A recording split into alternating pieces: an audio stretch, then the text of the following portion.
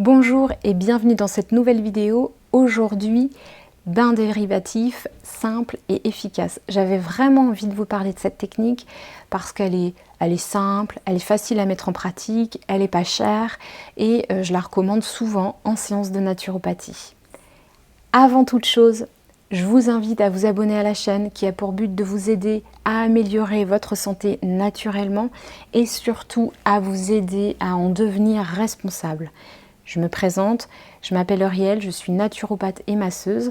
En naturopathie, j'accompagne les femmes qui souffrent de troubles hormonaux type syndrome prémenstruel et toutes les personnes qui ont des désordres digestifs.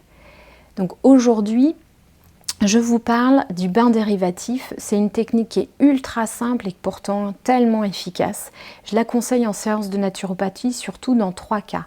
Le premier, c'est lorsqu'il y a des désordres circulatoires comme les jambes lourdes, les hémorroïdes notamment. Très efficace.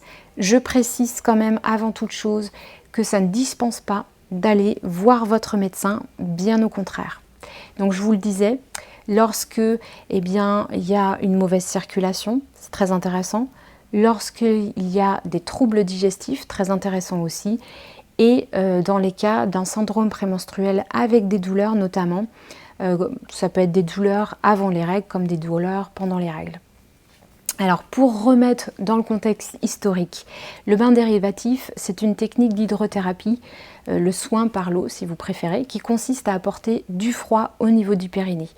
L'utilisation de l'eau froide, elle est vieille comme le monde, elle existe dans toutes les traditions médicinales, dans toutes les sociétés traditionnelles. Et au 19e siècle en Europe, certains l'ont remis en pratique comme Louis Kuhn avec le bain de siège à friction et puis l'abbé Kneipp en Allemagne qui lui préconisait des bains d'eau très très froide, des bains entiers. Et ça, aujourd'hui ça devient peut-être un peu compliqué pour tout le monde. L'idée en tous les cas, c'est qu'en rafraîchissant le corps, ou alors au moins une zone comme la zone du périnée, c'est de pousser l'organisme à se régénérer et à faire le ménage lui-même. Ça, c'est très intéressant. L'idée, c'est de stimuler le réflexe de vie, de stimuler les mécanismes de réparation. Et en France, c'est vraiment France Guillain qui a simplifié la méthode et l'a rendue abordable.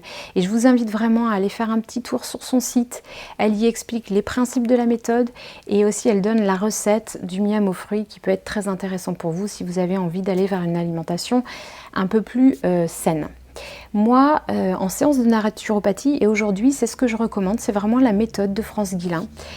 Elle est plus facile à mettre en pratique que la méthode Iceman qu'on voit émerger de plus en plus aujourd'hui. Je vous mets une photo ici.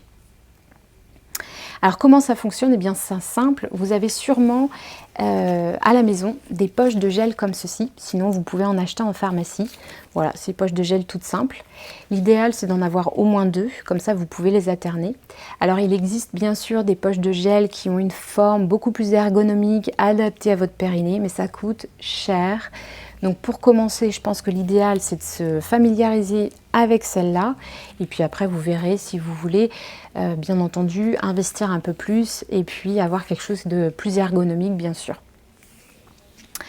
Donc voilà, ce que vous pouvez faire, vous les mettez au congélateur, au surgélateur, il faut qu'elles soient froides et vous allez les appliquer avec un petit torchon comme ceci, tout fin, que vous mettez autour de la poche de gel, vous voyez.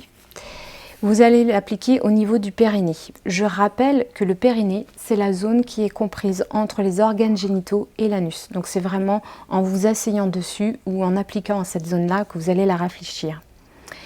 Donc l'idée, c'est de rafraîchir. Vous pouvez pratiquer pendant une demi-heure. Donc à ce moment-là, dès que la poche de gel se réchauffe, vous la changez.